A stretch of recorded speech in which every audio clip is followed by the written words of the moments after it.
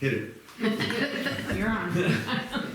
Okay, so last time we were talking about Job, and so that, as you recall, represents the earliest of the writings. Remember, there's 4 stages in the book of Job, and the core, which is, I think we called it part 2 or section 2, was the dialogue between Job and his friends. And then other stuff gets added later on through the years and by various rabbis and scribes and stuff like that. So, still keeping with our chronological order as best we can, the next place to go is Genesis, Exodus, Leviticus, Numbers, and Deuteronomy.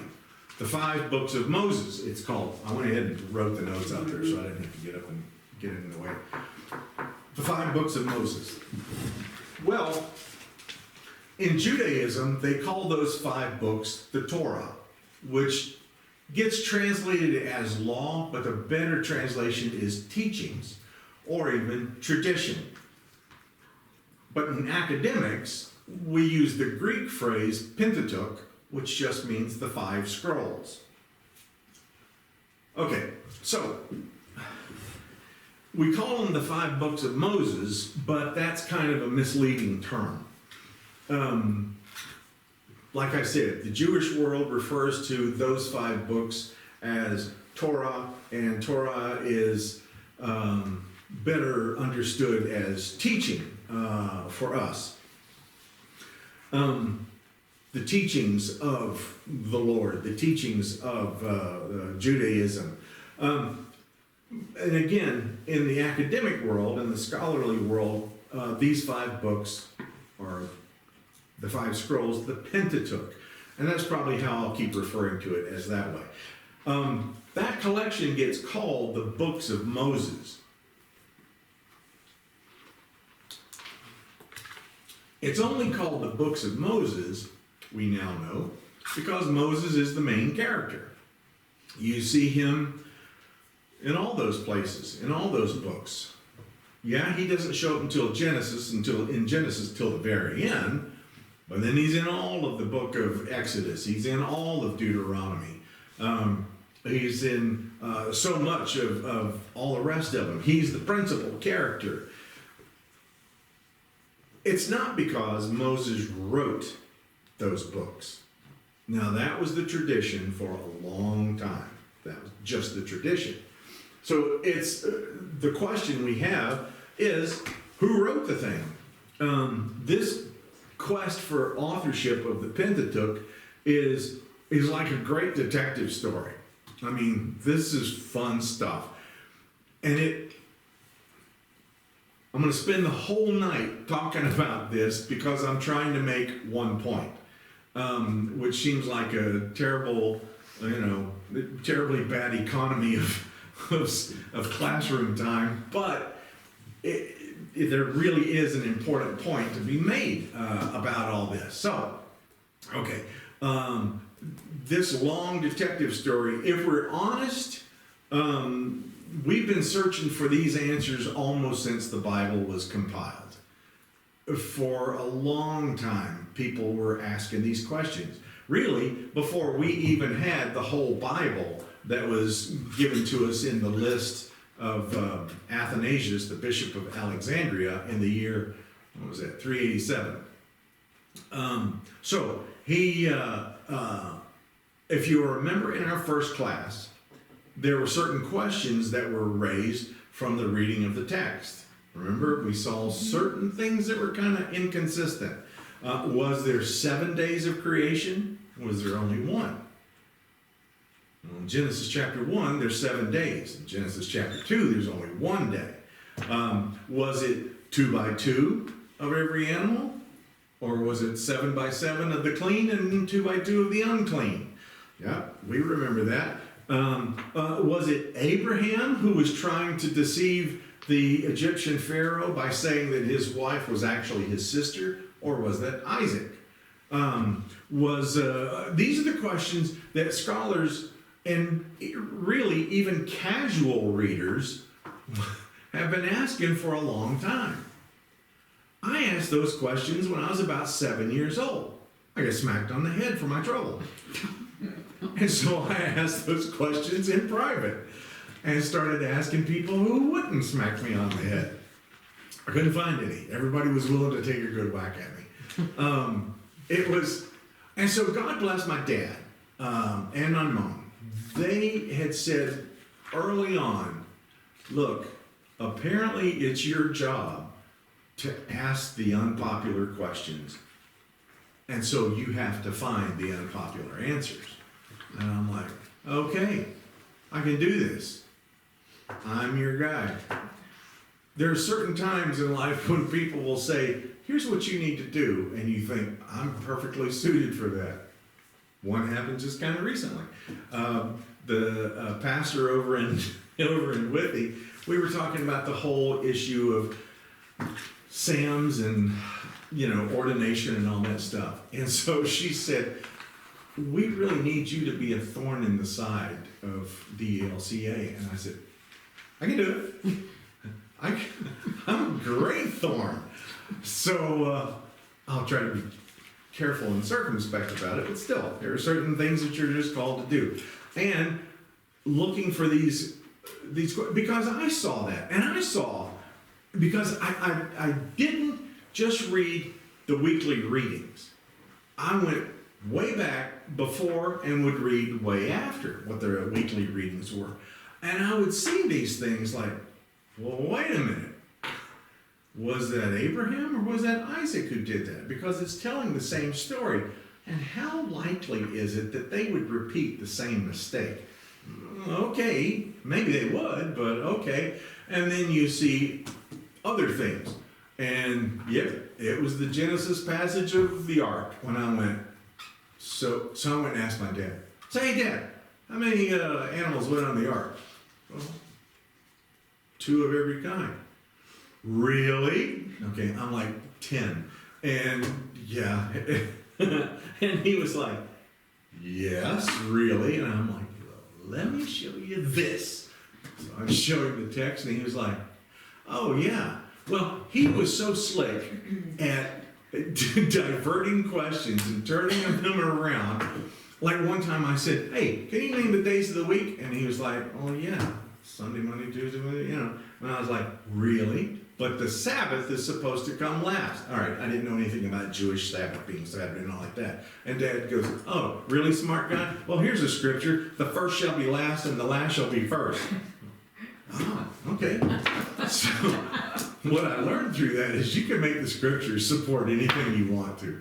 Well, anyway, so here we are looking for all these questions, or looking for the answers to all these questions that people were asking from way back. It wasn't recent, and it's not because I went to a university and started questioning the Bible. No, but I had been questioning the details my whole life. So when it always cracks me up when somebody was, oh, well, I was sitting at a dinner table, and there was Nicole and 3 other couples. And these other couples, I didn't really want to go, but okay, I'd said no long enough that I thought, okay, I guess I gotta do it. So I went there, and they were a bit on the, let's just say, conservative side when it comes to spirituality, religion, and education. And so one of them said, oh, well, we're homeschooling our kids, and we will not be sending them off to some university. And I was like, well, that's entirely your choice. I mean, that's completely up to you, and I don't have any input on that. Well, and so then she kind of turns and looks at the others and says, and there's no way they're going to a university because the university robs you of your faith and blah, blah, blah, blah. And I said, hello, I'm sitting right here. So they were like, well, I mean, we don't mean you. Then why didn't you look at me when you said it? You looked away. Okay. Or even today, a friend of mine had posted a thing on some Facebook thing, and he said, he asked all these people about, do you know any intellectuals who are also spiritual? I'm like, what are you doing asking that question? So anyway, a lot of people were like, oh no. People get too much, what was the word, head knowledge, get too much head knowledge, and they lose all their heart knowledge. And somebody else says, well, no, I think that if anything, your spirituality can enhance your intellectual life. And I said, don't mean to be this way, but I think it's the other way too. I think an intellectual curiosity can lead to a spiritual development as well. I said, I'm not saying that it's essential. I'm not saying you gotta have it. I'm not saying you can't be spiritual without it. But I'm saying the things that I've been curious about has absolutely enhanced my spiritual life. I can still hear the crickets. I mean, nothing. Okay, so that's where we are in this world. All right. So everybody's asking these questions, and the search for these answers is a centuries-long quest. As the scholars and theologians of church history began to look for these answers to these very perplexing questions, the idea of authorship became more and more prominent. How could Moses be such a lousy writer, or at least have such short-term memory loss, that he could write 2 by 2 here, and then 7 by 7, only what, 3 verses later, 4 verses later? It became a problem. People began asking questions about this. One of the first places for their investigation about authorship was the question of Moses being the sole author of the Pentateuch. Is he the only one who wrote anything there? Now, nowhere in the text does Moses claim to be the author. But centuries of Jewish and Christian traditions have held that Moses must have been. He was the eyewitness to all these things. Pardon me. Nobody was the eyewitness to creation except the Lord. And all these things that we hear about that happened with no witnesses around, how does he know it? Well, their answer is, he was a prophet. And so the Lord told him. Okay, all right. If we're going to do that, there's no arguing with that. And I said, okay, all right, we'll back up from there. If Moses was the sole author, though, the questions that we asked just previously to here, then kind of point to contradictions. That's what it's going to amount to. If it's one guy doing the writing, then we have contradictions. And that doesn't set very well. We don't want to think about there being contradictions, especially coming from one author. Especially if we think that the Lord dictated it to somebody who was just simply acting like a secretary. In that case, God's pretty disappointing because, talk about short-term memory loss, he should have known all this stuff and not forgotten it in the time it takes to write 3 verses. What did I say? 2 by 2? I meant 7 by 7. No, none of us buy that. So, the chronological order sometimes is changed from one passage to another as we look at these inconsistencies. And in one place, it says that it's the Moabites who had done this or that thing. And in another place, it says that it's the Midianites who did it. And Midianites and Moabites are not the same people. It's not like saying an American or a Yankee if you were in another country. It's not like that. These are 2 different sets of people altogether. It talks about Moses going to a tabernacle, but then it also talks about Moses building the tabernacle. Which one was it? Did he go to a tabernacle that was already there and had been, or did he receive what he believed were the orders to building this tabernacle? Well, we have 2 things there. In other places, it mentions place names that did not exist at the time of Moses. All right, imagine us writing the history of the Ojibwa nation here. And we said, and all of them went to downtown Minneapolis, and no, there wasn't such a thing.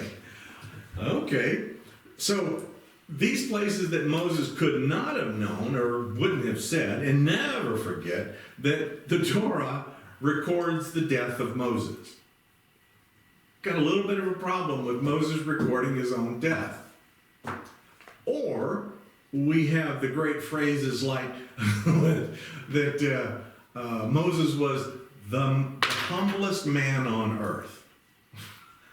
Well, okay, if Moses wrote that, then he's clearly not the humblest man on earth. Or the whole thing of, and there has not been a prophet like Moses even unto this day. Until what day? Until the day Moses died? What? No, this is talking about something that was a long time ago. And so there have been those who have said, well, what that means is that that little section right there must have been added by somebody else. Okay, just open the door. If that was written by somebody else, why wasn't so much more of it? Wouldn't that explain things away? Very early in the Christian church, there were arguments against the authorship of Moses, but even the great scholar Origen, a fine theologian of the early church, maybe even the first great theologian of the church after the disciples. I love this guy, but even he defends the authorship of Moses through all that. The Jewish rabbis who were writing after the completion of the Hebrew Bible, the Council of Jamnia in the year 90 was a council where the Jewish rabbis got together and decided what would be the 39 books of the Hebrew Bible, the Old Testament. In the year 90, Jesus has been gone for almost 60 years. And now they're getting around to it. Well, here's part of the reason why, is because the church was starting to use those texts. Hey, you know, it says in Isaiah, and of course the Jews were going, wait a minute, those are ours. So they decided, we're going to make the list of what's going to be in there. That's a whole fascinating process in itself. And actually, that will wind up being probably the very last night of our discussion, is when it was finally put together like this. Anyway, even after the writing of after the council had put that together, they said that these contradictions were only apparent contradictions. Well, okay, sure. They're only apparent. You mean they're not really contradictions? They're, what is this, fake news? They were ahead of their time. Why waste a hanging curveball? What are you talking about?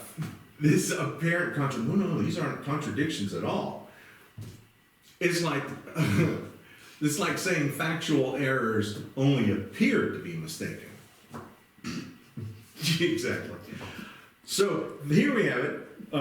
They're explaining away these contradictions through all kinds of convoluted interpretations and inserting narratives from other non-biblical sources. And my favorite is when the objection was brought up that Moses spoke about things that did not exist in his lifetime. I mean, not just places, but cultures, languages, things like that just didn't exist. And they simply go, but he's a prophet, and so he knows the future. Okay, once again, kind of hard to argue with that kind of dogmatic answer. So, okay, if you're happy with that and you can live your life that way, go ahead. I won't argue with you about it. But here's the thing about prophecy, is that we've always made it into something like fortune telling. And we always think that the prophets are talking about something way off in the future. And they're not. The prophets are talking about what was going on right then. But here is the little trick. And I don't mean trick in a deceitful kind of way, but the tactic, the strategy was to set themselves back in time and talk about the future, which is actually our present. Imagine me writing as if I were in the time of, I don't know, Abraham Lincoln. And I am talking about this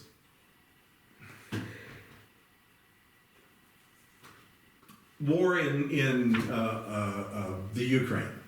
And I talk about what's going on and that the American president did this thing and the Russian president was doing this thing and the people, and it looks like, hey, this guy from back in Abraham Lincoln's time was right on it. I wasn't back in Abraham Lincoln's time. I was writing about right now. And a lot of times they did that because they didn't want to get in trouble with whoever the local king was or the empire or whatever like that. So they wrote these kind of prophetic things that looked like, okay, we're talking about what's going to happen in the future.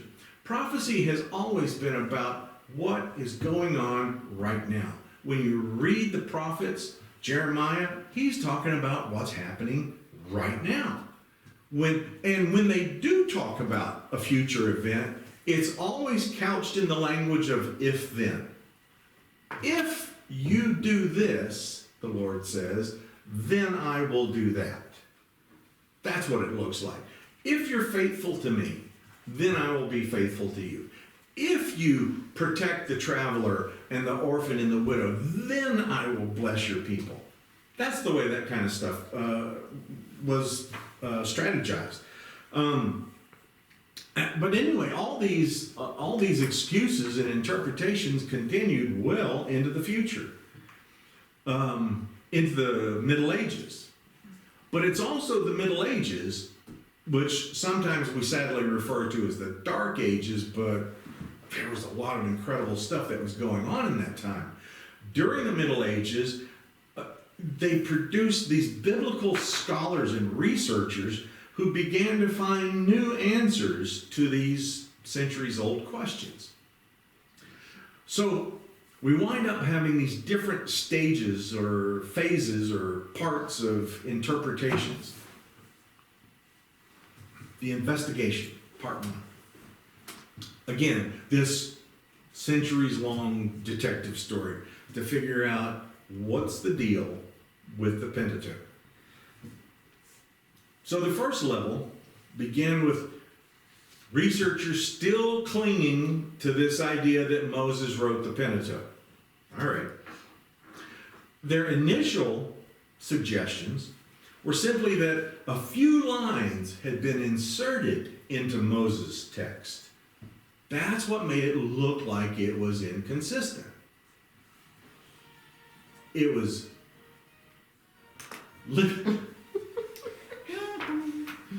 we got a soundtrack with our class. Yeah, you know which one it is? I couldn't quite tell. From Good Omens. Oh, nice.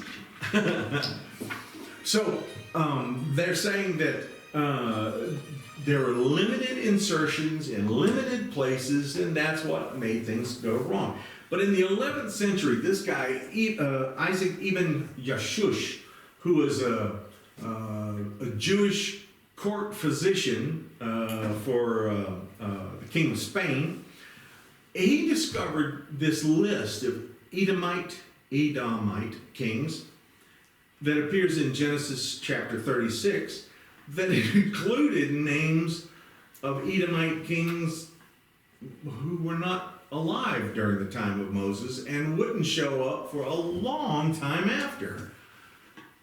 So Yashush says, couldn't have been Moses to write that. It couldn't have been him to make that list.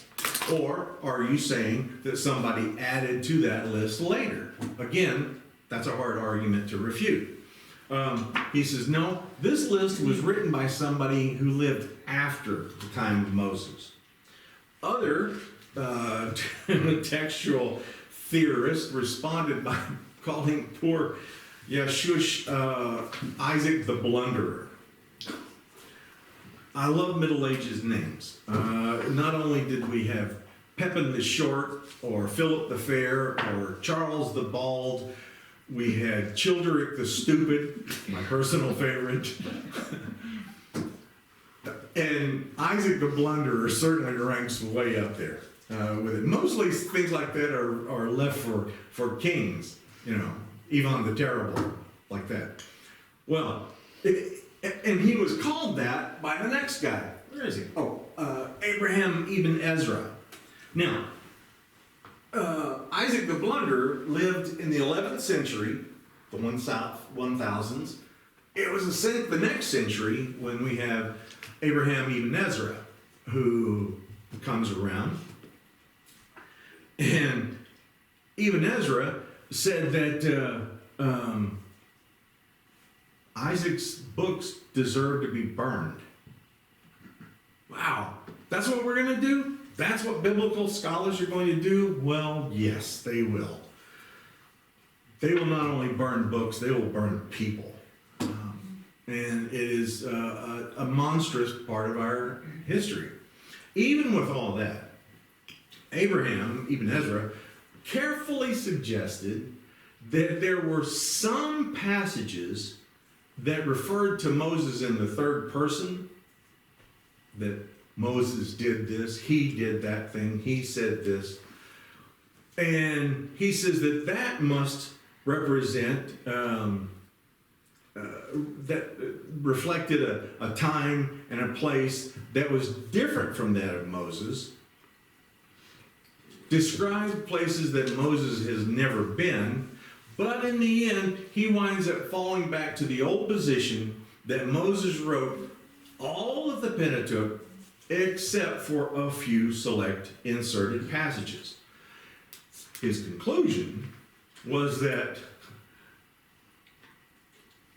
he says, and if you understand, then you will recognize the truth.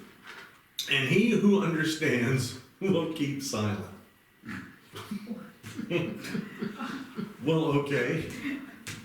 Apparently, he didn't understand the truth because you couldn't shut him up. So, yeah, if you understand, okay, you'll keep silent. Meaning, don't trouble the waters. Don't say anything. It goes against what my dad told me. Look for the unpopular answers to the unpopular questions. Nope, Abraham is like, they should keep silent. Well, along comes a guy next century. In fact, almost 200 years later, the Damascus scholar named Bonfils, he decided not to keep Ibn Ezra's suggestion about keeping silent. He explained that these passages that are in question were written by one of the later prophets. Okay, so they're keeping it all in the family at least, that it was one of the later people who inserted these texts or these passages into the Mosaic text. All right, in that way, Bonfils maintains the idea of the revealed character of the text, that, this is something that was shown to them by God, revealed to them, almost dictated to them by God. And still, though, he concluded that many of these passages were not written by Moses. Creeks opened the door just a little bit. These passages were inserted by later prophets. Okay, all right. Almost 350 years later than that, his book was reprinted, but without that passage, without mentioning that anybody else wrote it except for Moses. The insertions clause was left out of the books altogether. In the 15th century, Tostatus, the Roman Catholic bishop of Avila, agreed that the passage concerning Moses' death could not have been written by Moses himself. Thank you very much for stating the obvious. But He says there was a long-standing tradition that Joshua had written that account. Well, okay, again, that's a pretty nice answer and absolutely stands to reason. Since Joshua took over everything, okay, he could have taken over the writings of the time also. Here's what they don't know, these people at this time, is that the Hebrew language, in its written form, wasn't around then. I was gonna ask that question. Not only how could Joshua have written the addition, because there's not that written text like that. Moses certainly couldn't have written it. So stop looking for anything from Abraham too, because now you're way out. In fact, Abraham would have been speaking Sumerian, been writing in cuneiform and all like that. And what would Moses have been writing in? Where was he educated? Egyptian. He was educated in Egypt, right? He would have been writing in Egyptian. And probably Joshua too. All right. Well, but let's not let common sense get in the way of a good story. So Joshua then, he says, has written that addition there. Then in the 16th century, in the 1500s, a guy named Andreas Karlstadt, who is a contemporary and knew Martin Luther, comes along, and he said that, you know what, I'm a pretty good scholar of these languages, and the passage concerning Moses' death is identical to the style of the preceding passage. So Moses wrote all of it. Okay. Or how about this?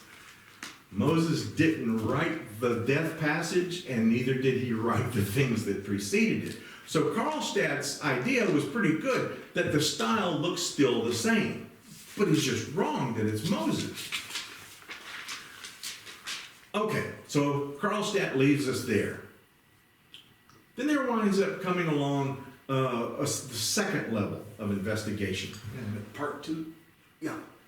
And it's really a short period, but it suggests that Moses wrote the Pentateuch, but later editors got a hold of it and went over it and changed it. Well, okay. Having been an editor, I know that that's absolutely possible, because sometimes you get pretty bad stories and you have to make them good. So you do a lot of changes in there. Well, that's what is being suggested now. They would occasionally add a phrase or a word of their own in there just to keep the story going and to make it coherent. Well, around the same time as Karlstadt, 3 Catholic scholars, including 2 Jesuits and another one that we'll mention, they had imagined an original text written by Moses, but later expanded by other writers. The core of it, they said, is Moses. And then we see other things moving, expanding the story, adding the things that look to be so incoherent to us now. Well, again, that makes for pretty bad writers, because don't they notice that that story has already been told and a different character was involved? Didn't they pay attention to what had already been written, because they're introducing inconsistencies? Well, of those 3, the 2 Jesuits and then this guy, he's up here, Andreas van Mys. He was from Holland, and he later proposed that a later editor had inserted the phrases in question, changed the names of places to their more current name so they could be understandable by people. Well, again, does it make sense? Yeah. Having gone to, moved to Owen not that long ago, people still refer to place names that I don't know them as. Hey, How do I get over to the whatever? Oh, you turned down by Phyllis Zimmerman's house. Who in the name of God is Phyllis Zimmerman? Well, she's been dead for 30 years, but that's her house. How am I supposed to know that? The Yeah. tree that was once Or there. a tree, that's right. Down by where the old general store used to be. There used to be a general store here? Yeah, but it's gone now. Okay, thank you. Yeah, so here's their easy answer here, is to bind all this together like that. So this later editor changes the name, being a nice guy, to make it understandable to the people of the contemporary era where he's living, and they could better understand then exactly where Moses is talking about. Well, okay.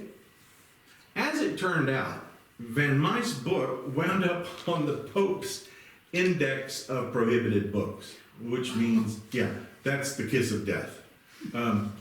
Maybe. I couldn't wait to read those books when I found out there was a list like that. Really? There was books prohibited by the Pope? What are they? I gotta read those things. Yeah, some of them deserve to be on there, no doubt.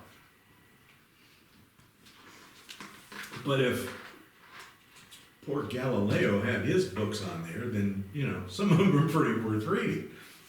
All right, so he's on the Pope's Index of Prohibited Books. Then comes phase 3. So phase 2 is really just the end of Karlstadt and the beginning of Van Mys and the other two Jesuits. And here, the researchers now decided that Moses did not write the majority of the Pentateuch. And of all people, it was a British philosopher named Thomas Hobbes, of Calvin and Hobbes fame. Not really, but Thomas Hobbes says he's in the 17th century, the 1600s, and he was the first to say, don't think so. I don't think he wrote most of it. He was willing to leave a little bit of room to say some of it, maybe. And sure, why not? Because remember, we have a thing called the Song of Moses. After they had crossed over the Red Sea, after all that, and you get the horse and rider he has cast into the sea, that song. Yeah, that was, okay, we got to give that one to Moses, but it's like that, not like this. Okay, so he says, yep, it couldn't have been Moses, although he wrote some. Hobbes collected many of the cases of facts and statements throughout all the Pentateuch that were inconsistent with Moses' language, even, and certainly the date. And he wound up compiling a list of his own. And it was a compelling list, no doubt. His favorite, I think, was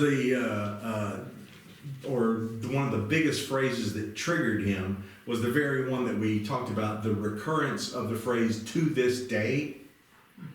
Okay, Moses just wouldn't have been saying that. Not only the part about greatest prophet to this day, but that place has not been rebuilt to this day. Well, if it just happened, that's not a remarkable thing to say. Well, Richard Friedman, a guy who wrote a book called Who Wrote the Bible, I highly suggest the book. He says that phrase is not from someone who is contemporary with the events that happened. He says it's not Moses describing a contemporary event by any means. Rather, he says, it is employed by a later writer who is describing something that is long past, but it continues to endure, or not endure, like the place not rebuilt, or the city still standing to this day. Those phrases, and when you read through the Pentateuch, those things will start to catch your eye. The to this day. You'll see that a lot that's happening there. A short time later, a French Calvinist, obviously this is after the Reformation, a guy named Isaac de la Pere, he concludes emphatically that Moses was not the author of the Pentateuch except for the Song of Moses. He noted several problems throughout all of the text, especially in Deuteronomy.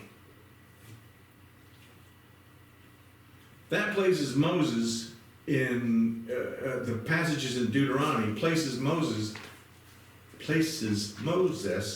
in places that he could not possibly have visited because they didn't exist. So he concludes, obviously, it was written by someone who was referring to what Moses did in a different location. Poor Isaac de la Pere. His book was banned and burned, and he was arrested. Dangerous business, questioning the Bible. He was finally released, but his release came at the price of him converting to Catholicism and recanting all of his writings. He finally had to say, I will accept the Mass, I will do all of that, and yes, everything I said was wrong. I don't know how, okay, I understand the fright of being burned at the stake or guillotined or strangled or anything else, but man, to say everything I said was wrong. One of the most interesting cases of that is in the Reformation, John Calvin was pretty much dictator over the city of Geneva. He had gone to university with a guy named Michael Servetus. And Michael Servetus was, I would like to have known this guy. He made fun of stuff, but when he was making fun of it, he was pointing out things about it. He just did it in a way that made you remember it. Well, after they had both become famous, Michael Servetus was a famous lecturer, and John Calvin was now the god over Geneva, established a dictatorial rulership there where women could be arrested for, I'm not kidding, high hair.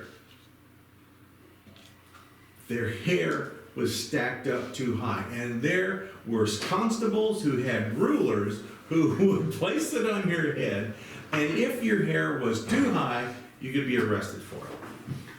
Here's one. He said that he outlawed feasting. And he said feasting consists of any kind of meal that has more than, see if this sounds familiar, more than one meat, 2 vegetables, and bread.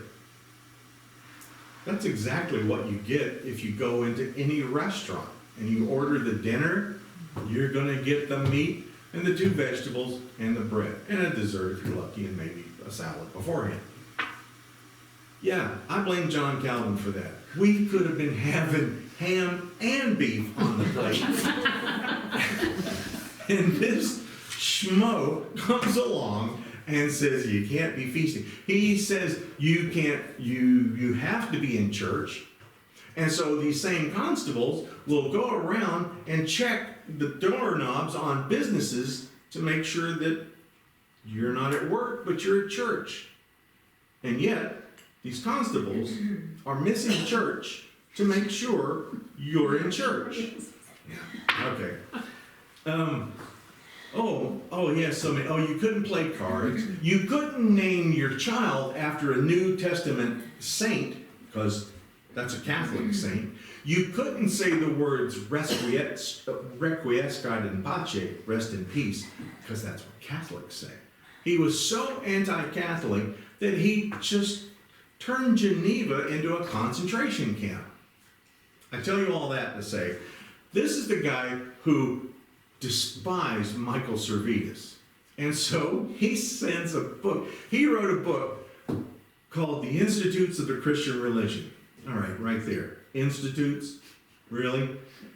Institutes of the Christian Religion. And he sends a copy of the book to Michael Servetus to instruct him. Michael Servetus goes through the book and writes corrections in the margins and sends the book back to Calvin. Calvin was so furious, he actually uttered the words, "If he comes to Geneva, he will not get out alive." This is our Christian leader. Michael Servetus was being chased by the Archbishop of Paris, I think. And so he's got to escape, and he's going to go down into Italy. But he's not going to go down to like Marseille and take a boat. He's going to go overland, which is going to send him through Switzerland. It's going to send him through Geneva. And all the good little Christians in church, one of them saw that Michael Servetus was there and sent word to John Calvin, "Servetus is here." And he has him arrested. There are 31 indictments, charges brought up against Michael Servetus. And number 27, the most horrifying thing ever, is number 27 was Calvin had written that Servetus, he has defamed the gospel in the person of John Calvin. By criticizing Calvin, he has criticized the gospel, is what the indictment is saying. Well, there were so many religious leaders who were trying to, please, don't execute him. Whatever you do, don't do that. You can fine him, you can imprison him, don't do it. Nope, it wasn't. Now, I've had Calvinist historians tell me, oh, Calvin tried to intervene. No, he did not. They wound up not only burning him at the stake, they put him on a spit Oh, jeez. and roasted him over green wood, which means it's insanely hot, and it's not flames, it's the heat. Can you imagine? And can you imagine a Christian man claiming that because he criticized me, he criticized the gospel? Let's roast him for it. It took the poor man so long to die. And yet, what happens? Michael Servetus winds up going to his death, praying for those who have persecuted him. Who's the Christian? I don't care if Servetus got anything wrong. Oh, there were some things he got wrong. That's okay. There's a lot of things I got wrong. I don't want anybody roasting me. And yet the poor man, he was curious. He was trying to find answers. He didn't always find the right ones, but I got to tell you, neither did John Calvin. That's a whole other topic. This is the 16th century This is the 16th century. or 1600s? 1500s. Yeah, so 16th century. Because Calvin and Luther were contemporaries. Yeah. And there was another guy in Zurich named Huldrych Zwingli, who was actually a kind of a sort of a partner with Calvin, but Calvin was in Geneva and Zwingli was in Zurich. And these guys actually raised armies to fight against the Catholics in Sweden. Luther was incensed by this, and he said, "You do not pick up the sword to defend the gospel. Don't you remember when Jesus told Peter, put away your swords?" Well, no.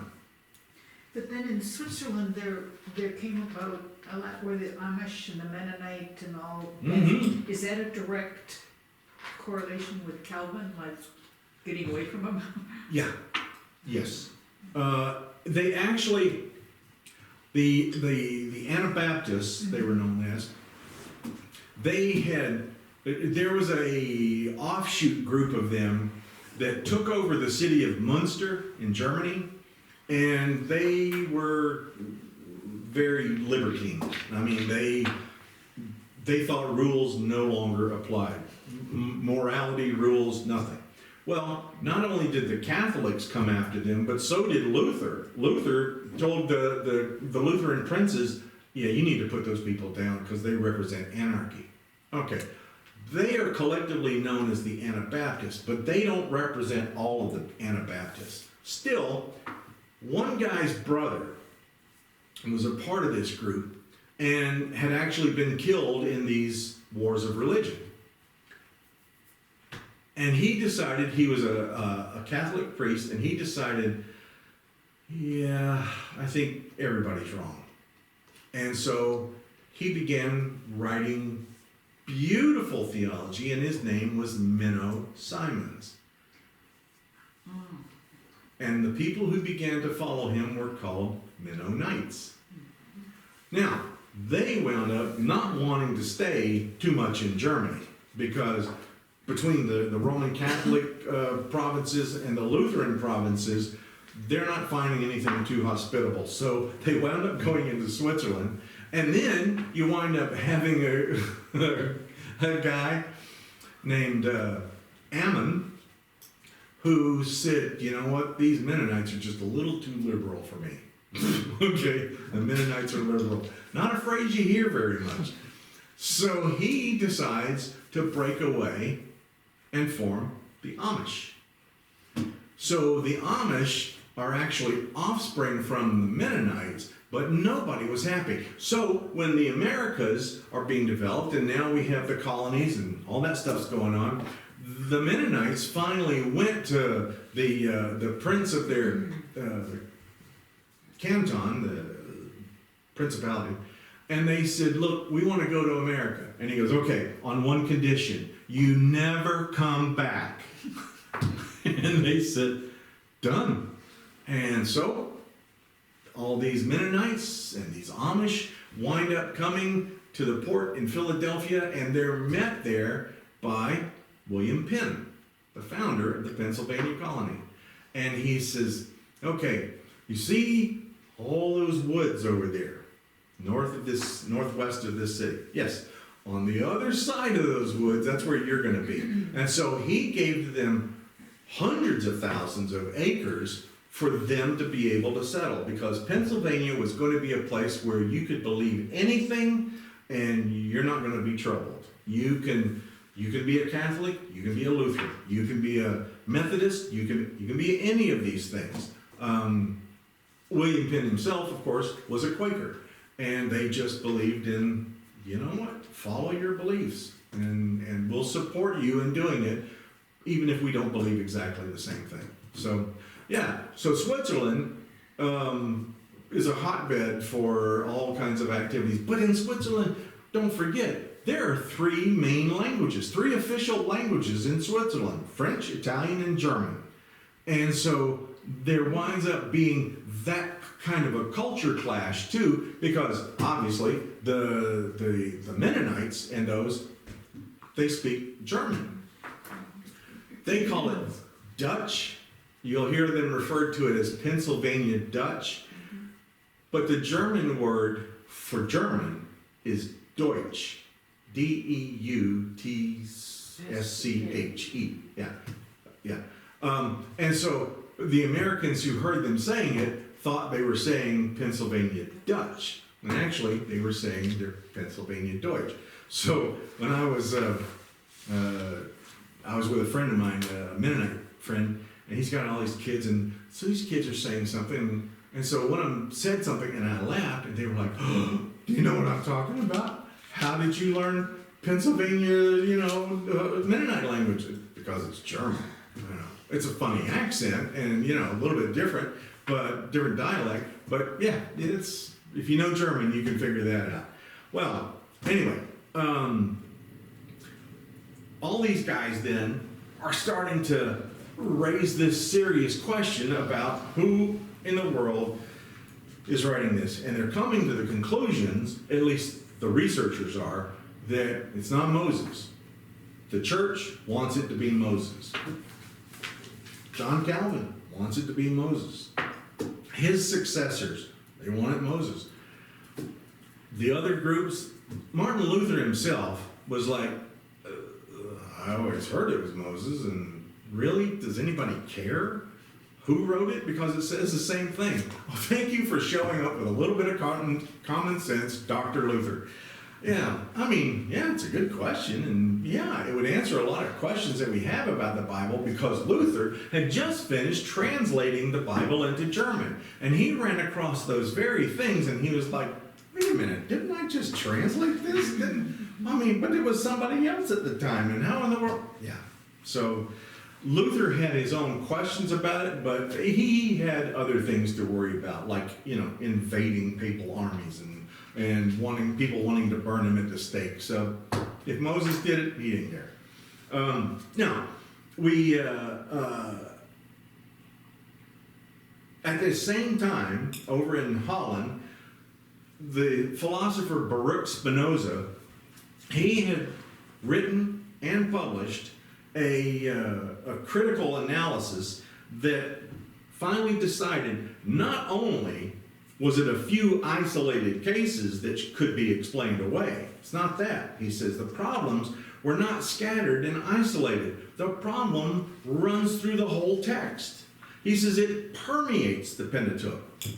And if we were to take the time and sit down and read it, especially if we could do it in one sitting, it would jump off the page at us. But again, we're conditioned to fragmented reading. All right, Spinoza says, these phrases, like the one that galled him the most was the humblest man on earth. No way Moses wrote that, Spinoza says. He didn't like the report of Moses' death, the expressions to this day, the references to geographical specifics and names that didn't exist during Moses' lifetime, the reports of incidents and subjects that were long after the lifetime of Moses, and various contradictions and problems that have already been pointed out by the previous researchers. But maybe his favorite issue to point out was the text in Deuteronomy 34. There has never been another prophet in Israel like Moses to this day. He didn't like any of that stuff.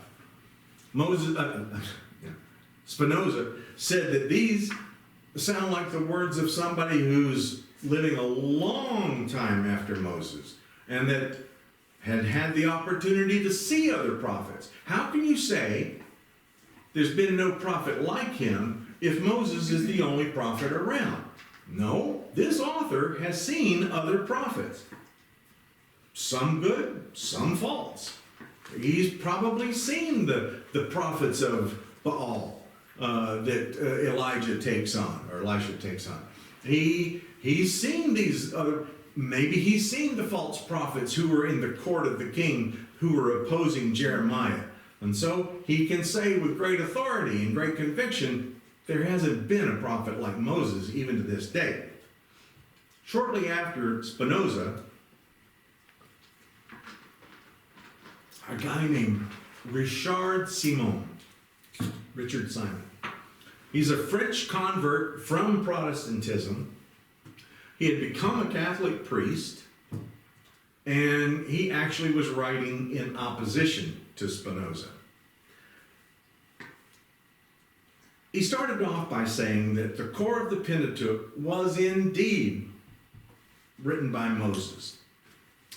But, he admitted, there were some later additions to it.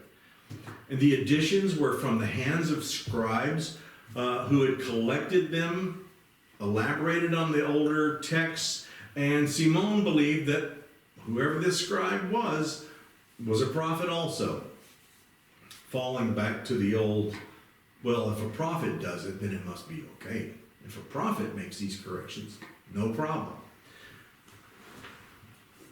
The scribe must be guided by God, leading this scribe to believe that his work was actually a defense of the security of the text.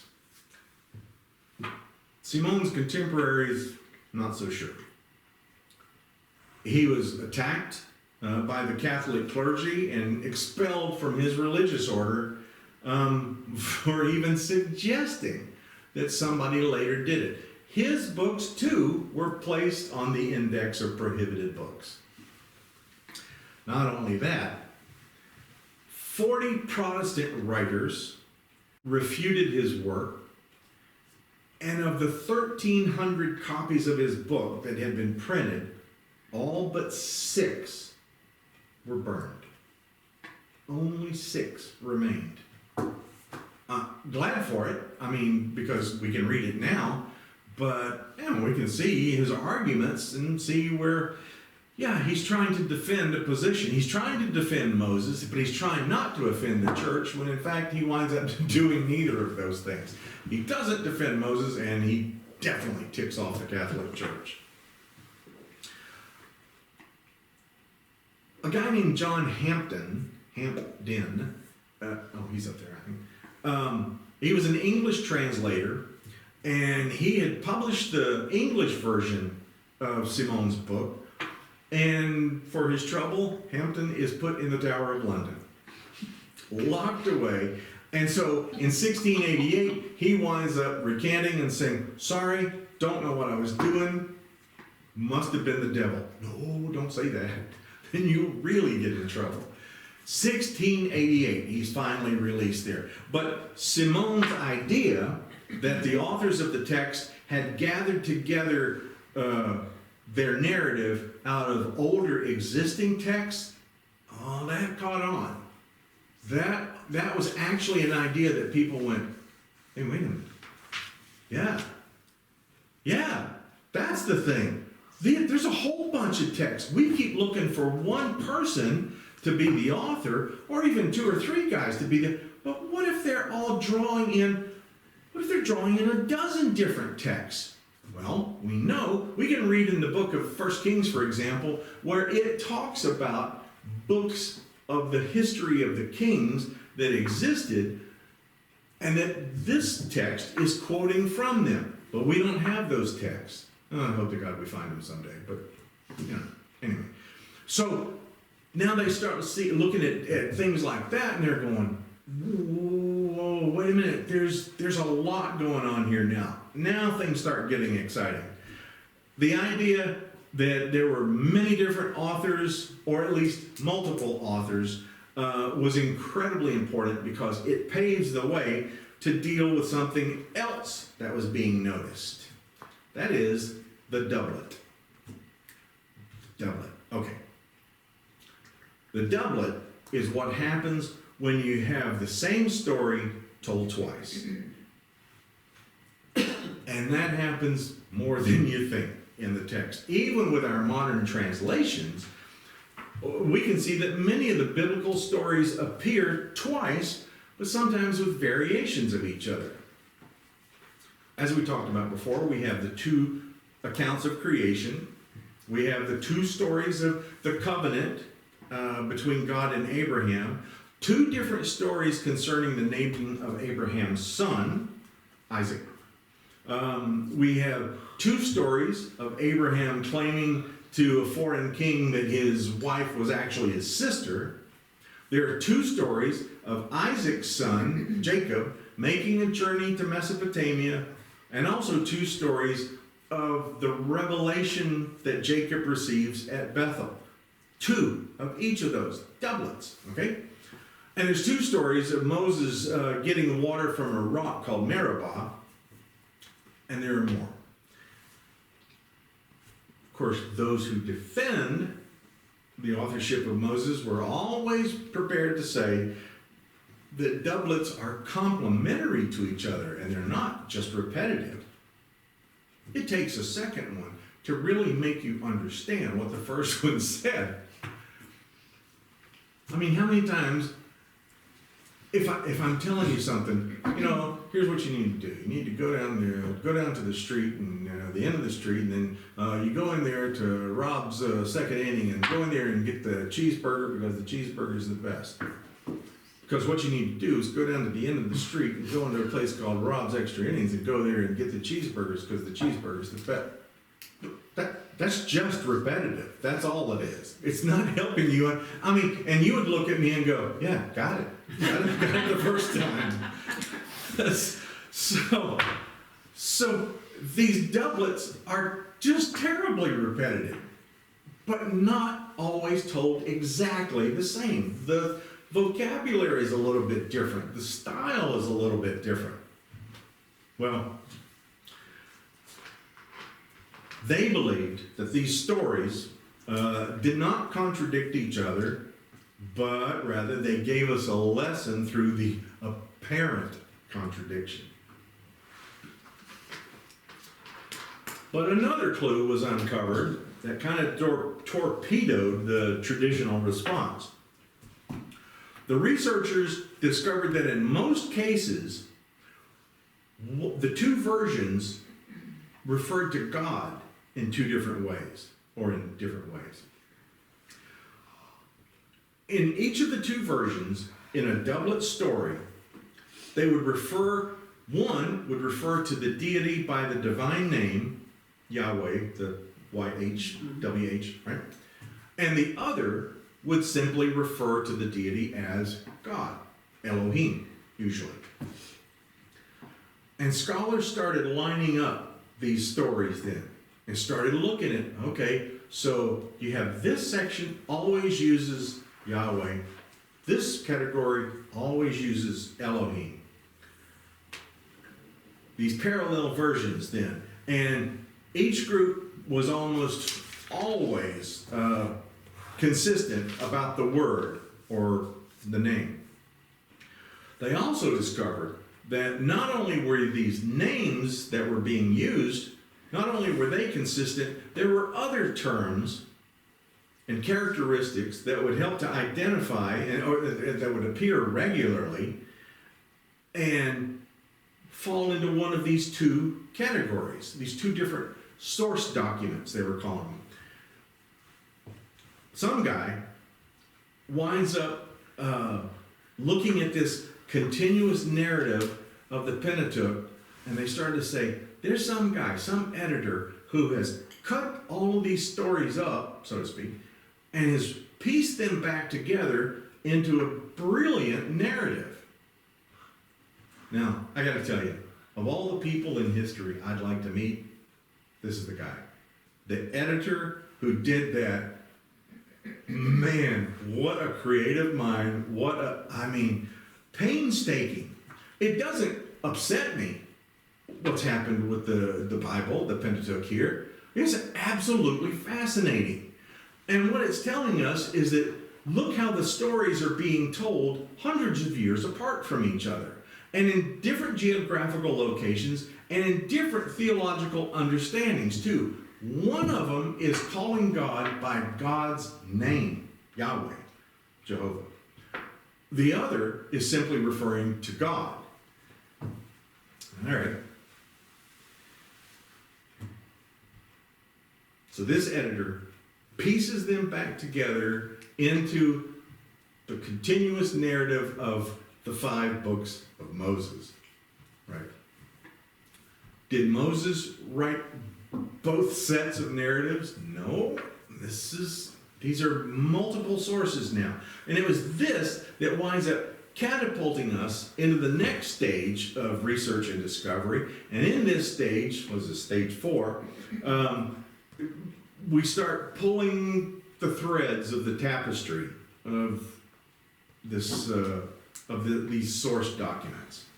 In the 18th century, 1700s, 3 independent from each other, 3 independent researchers started coming to the same conclusion about these studies. A guy named H.B. Witter, a German minister, J.G. Eichhorn, a German professor, and Jean Astruc, a French medical doctor. Now remember, a university degree meant that you learned Greek and Hebrew and Latin. I mean, in those days, you were still learning all those. So we can say, well, he's a doctor. What does he know? No, this guy is, this may not be his career, dentistry is, or medical doctor, but he's got the skills to do this, and certainly has the desire to do it.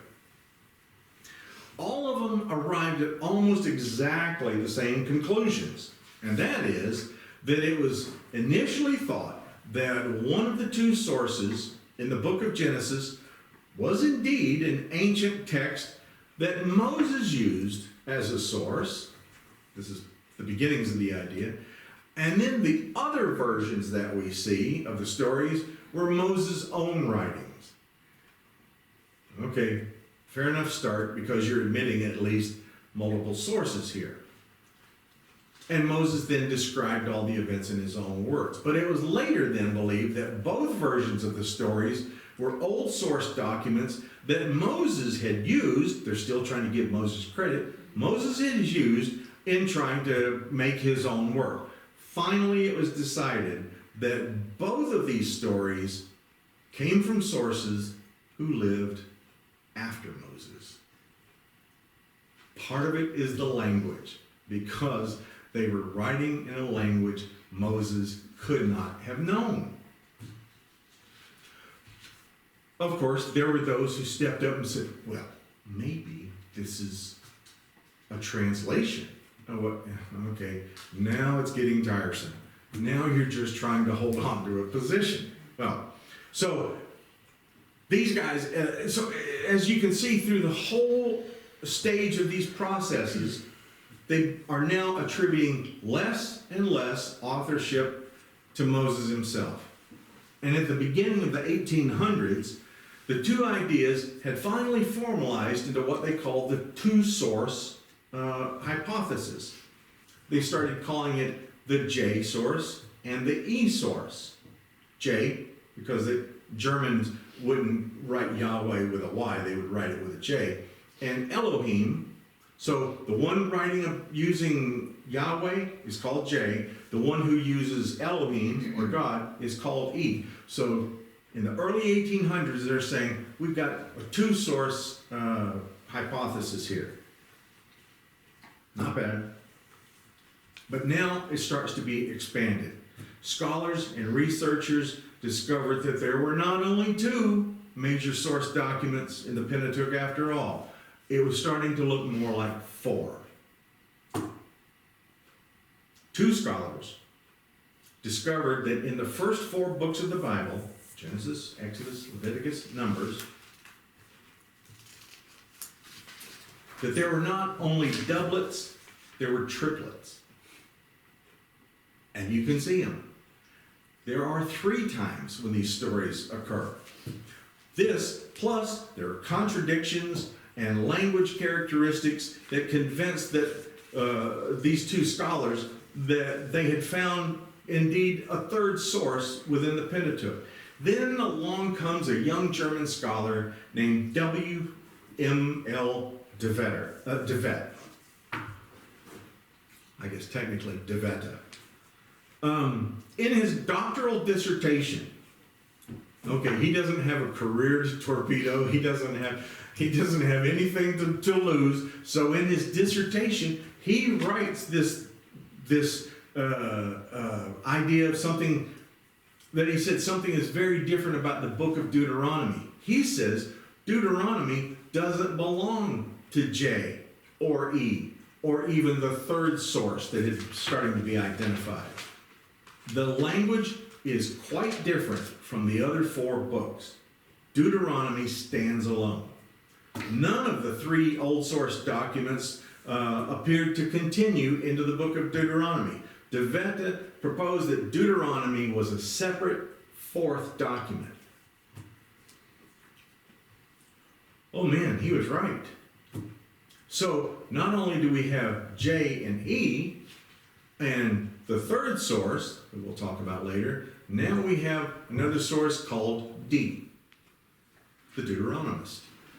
Not only do we find out about Deuteronomy being its own thing, but we start looking back at the first 4 books, and we see that the Deuteronomist was the historian who was probably inserting those late place names, because the Deuteronomist is one of the last to write. This was the long, evolutionary, even glacial process that proposed the many sources that became the Pentateuch. Over a duration of centuries and at great cost to the scholars who search for truth, the origins of the Hebrew Bible were now being addressed openly and frankly. I mean, it's being written about in doctoral dissertations. By the time of the mid-1800s, scholars and students could look at the Pentateuch, look at the pages there, and identify the writings of 2 or 3 authors on the very same page. That's how tightly the editor wove these stories together.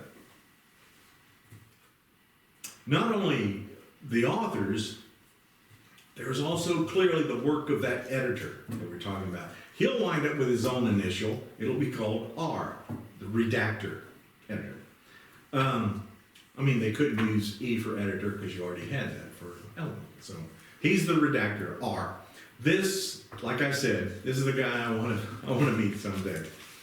He's the one who cut up the work, or maybe she, cut up the work, recombined the original source documents into that single narrative.